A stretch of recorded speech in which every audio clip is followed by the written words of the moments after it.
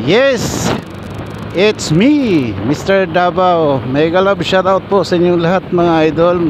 Maraming salamat po sa mga bagong subscriber at sa mga hindi pa po nag-subscribe. Please subscribe, click the bell all po guys para malaman nyo po ang aking mga bagong upload na video. Ayan, ngayon po mga idol, update po tayo sa ating bagong content tungkol po sa overpass na ginagawa po dito ngayon sa Davao City. Andito po yan sa Crossing Maa Diversion Road. Ito po yan mga idol. Update lang po tayo. Project po ito ng ating Presidente Duterte na idol Tatay Digong. Ito po mga idol. Bakit ngayon lang yan? Kasi po late na po dahil nauna po ang sa Luzon. Inuna po ni idol yung sa Luzon po mga idol. Pinalikihan po yung highway, naglagay po ng bagong kalsada. Kasi po napaka-traffic po dito mga idol.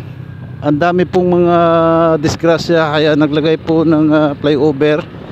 Dito po yan sa Crossing Maa Diversion Road, Davao City. Ayan po mga idol.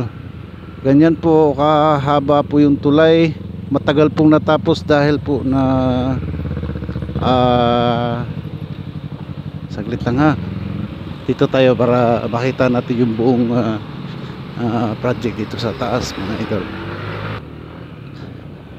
Dahil po sa inuna at na priority po ang Luzon mga idol, kaya hindi baling huli yung Davao. At least kahit paano marami pong natulungan doon sa mga natulungan po, lalo na yung mga motorista at mga rider. Kahit paano nabawasan konti po yung traffic ng Luzon na matagal na pong problema.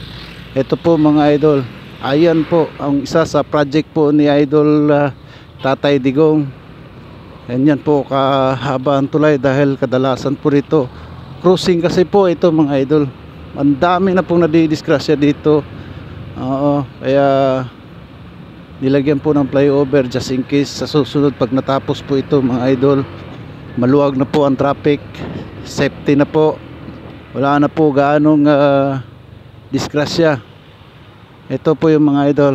So napakaswerte po namin dahil isa rin po kami sa makikinabang po dito sa flyover na ginawa po ng gobyerno.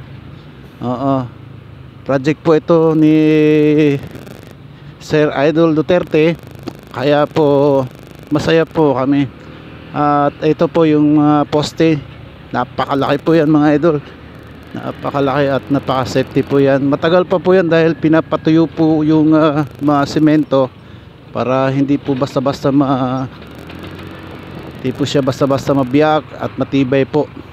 Kaya sa mga taga Davao, antay-antay lang po kayo kung masyadong natagalan dahil pinapatuyo pa po yung semento. Balang araw matatapos din to at may iwasan na po natin yung traffic. Ayan po, ganyan po traffic po dahil ang dami po dito dumadaan ng mga heavy equipment tulad nyan. Tapos diversion road, kaya shortcut ika nga. At maraming salamat po sa mga idol natin guys. Maraming salamat po sa inyo, yung mga bago natin subscriber, yung mga nag-subscribe po nung nakaraang kong video. Maraming salamat po sa inyo. At maraming salamat din po sa mga followers. God bless po sa atin lahat. Sa mga hindi pa po nag-subscribe, paki-subscribe din po sa ating channel. Click bell all po mga idol dahil marami pa po akong ipapakita sa inyo. Abangan nyo po ang ating mga bagong content. Thank you so much. Maraming salamat po sa inyo. Thank you. Maraming salamat po. Mega love shoutout po sa lahat. Thank you so much. Bye bye.